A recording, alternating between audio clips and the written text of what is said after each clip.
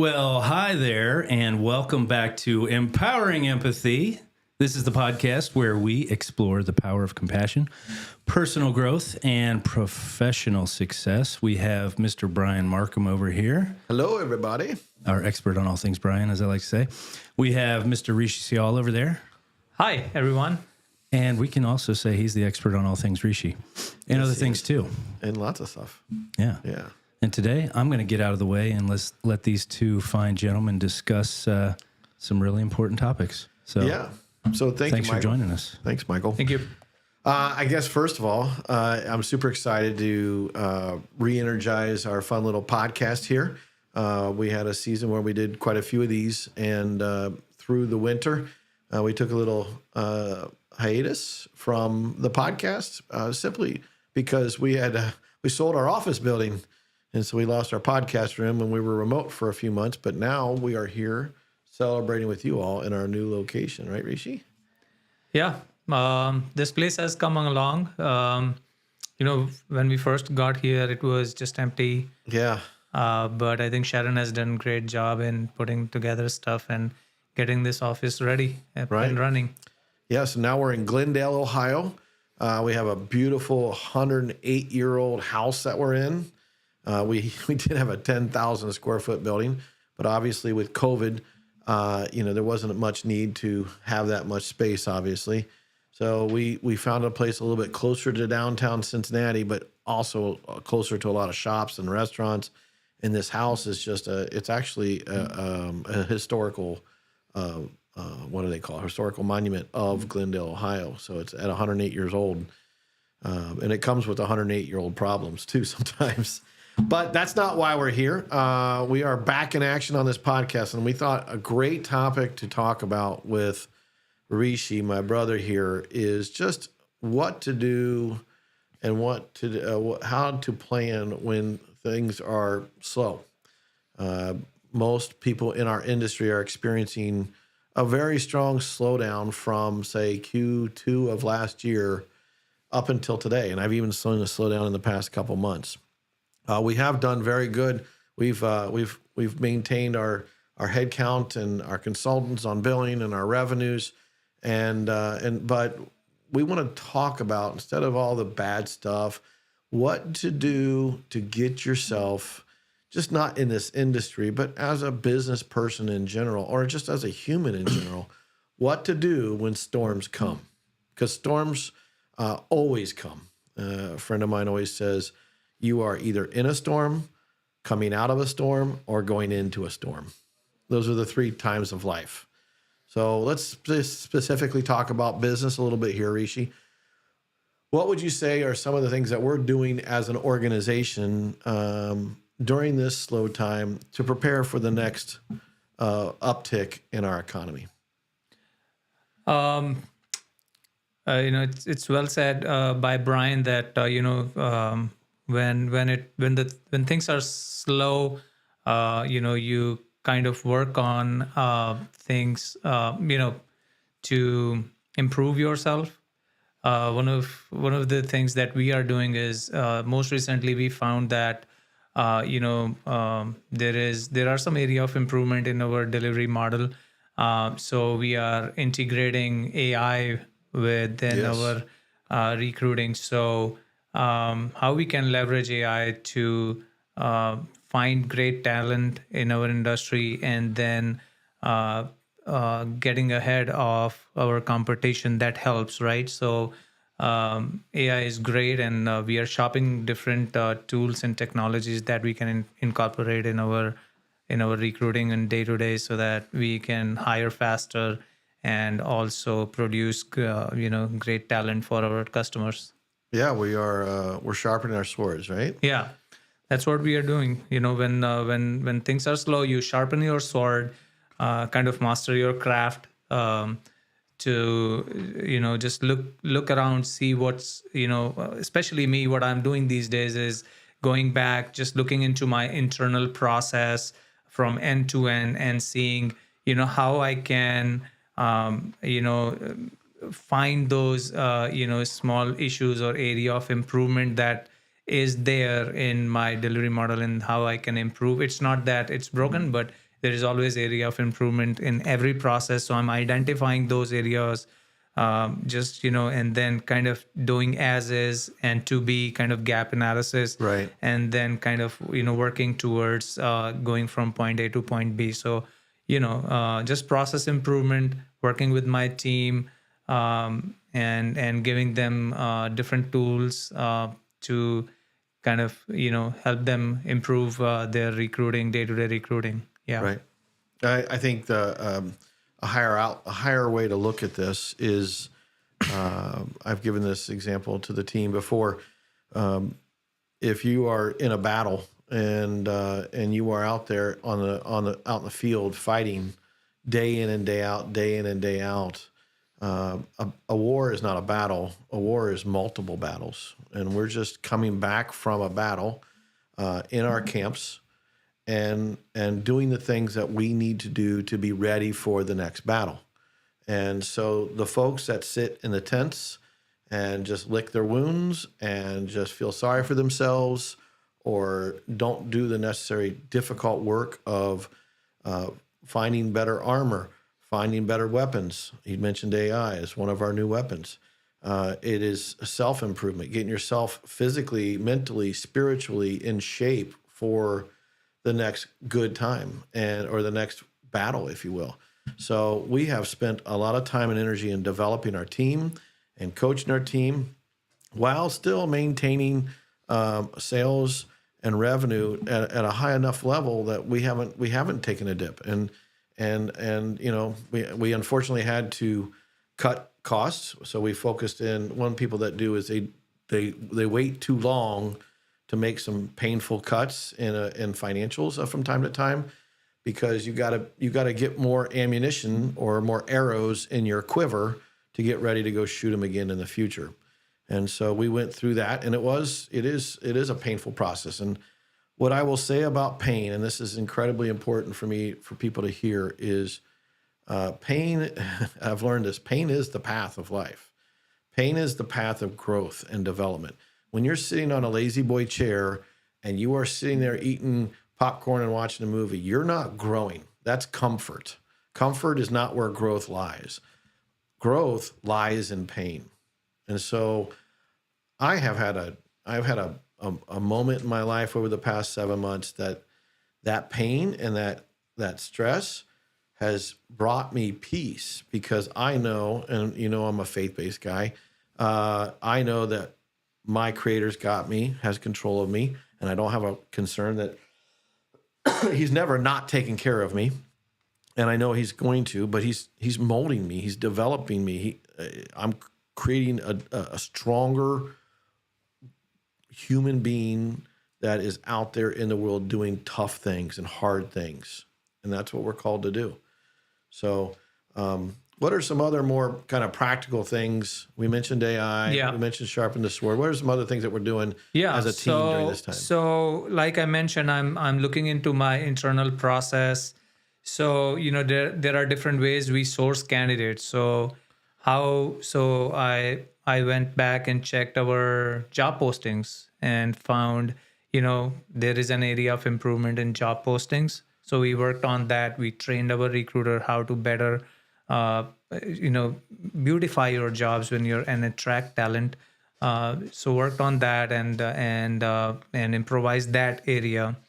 Job posting is one, and then candidate prep is another thing. So when in this economy, clients really focus on their spend. They want to put their money in the right place, right? So they are overcautious about their spending and their hiring. So they take more interviews versus less interviews. So what we can do to really get more results is, how we can better prep our candidates before the interview. So we did that. So we did a candidate prep training with the team. We looked at our recruiters' messaging, how they are messaging externally.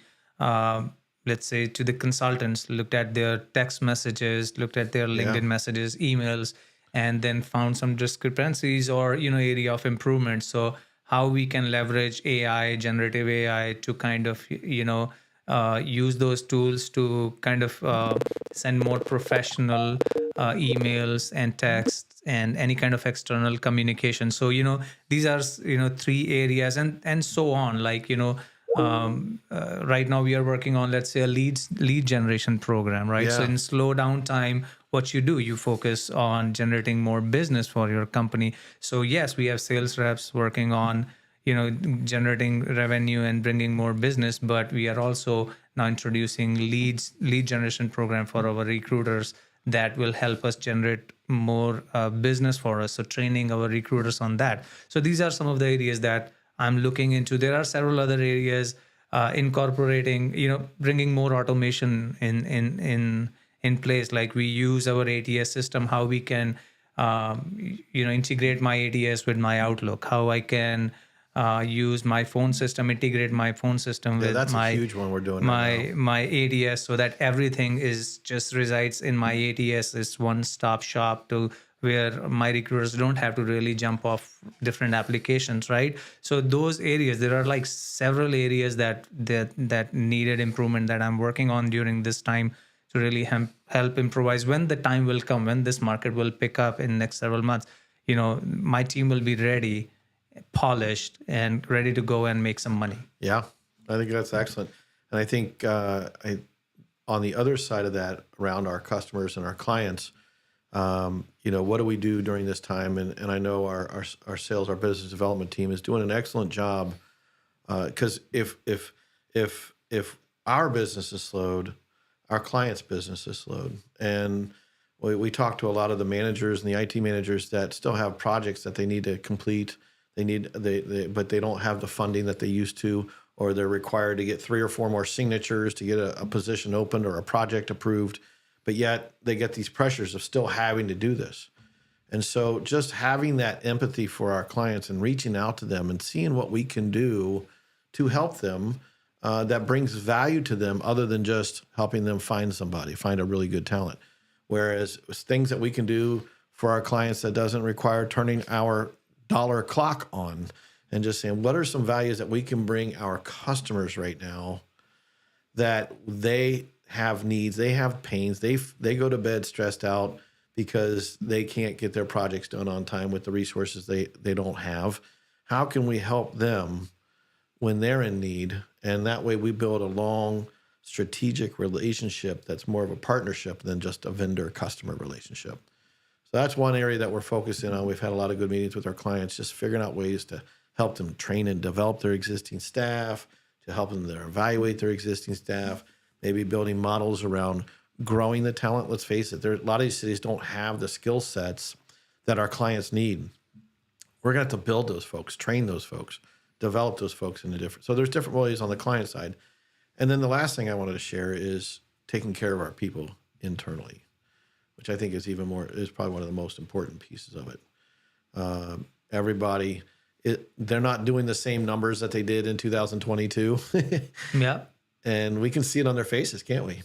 Yeah. So talk to me a little bit about things that we're doing with our folks internally, for their care and feeding, and having the empathy that they're struggling as well. Yeah. So the way, the biggest thing that you should avoid doing is, usually companies and management really go in micromanagement mode when things slow down. And what I will suggest is that you should not do that. You should trust. That's what I do. I trust my folks. I'm not micromanaging. Because I've seen them in their good times. I know they can produce. Yeah. They are producers. So as far as coaching and development and training, that's something that I'm doing continuously. Outside of that, just having that empathy with them and just telling them it's slow down, right? We'll get over this. Don't worry. Yes, financially it hurts, but it's across the board. Everybody's hurting in slow time. So it's not just you, it's everybody around us, right? Right. So seeing the whole situation from kind of more empathy and more positive point of view that there are people who have lost their jobs in this industry because of the slowdown, but we have done pretty good job in keeping our staff on staff. So just telling them how we are blessed to still have our jobs and during this economy and doing pretty good. It's not that we have we have taken a big hit or something like that. It's just but we're trying to keep our heads up above the water. But it's still I think I just from the empathy point of view, just not micromanaging them, just telling them this shall pass. Yeah. And I think it's funny is I can tell you the companies that are tightening the screws on micromanagement and they're requiring measurements of how every time someone takes a breath in their office, you know how I can tell which companies are doing that? Those are the companies that their recruiters and their salespeople are calling us for jobs. Yeah, that's right. I mean, I'm not kidding. We have, it's just like a buy low, sell high stock market thing. Okay. When the stocks are down, what do? You go buy more stock and then you wait for that stock to rise and then you sell. So right now we are loading our quiver with great talent. We have had some great resources hired here on both the recruiting and the sales side this year that we know are true A players. One of the processes, and I know we're going long here, but this is a great piece. I don't know, but in the first year we realized that we need to get better at our internal hiring. Like if you recall, like we felt like we made a lot of good hires over the past several years, but the reality is we had just the same bad luck as everybody else did. And so we went through, first we read a book called Who Hiring, the whole leadership team did, but then our HR expert came in and we built out an entire standard operating procedure around internal hiring, where it's phase 1, phase 2, phase 3, because people don't know how to hire people, A players, the right way.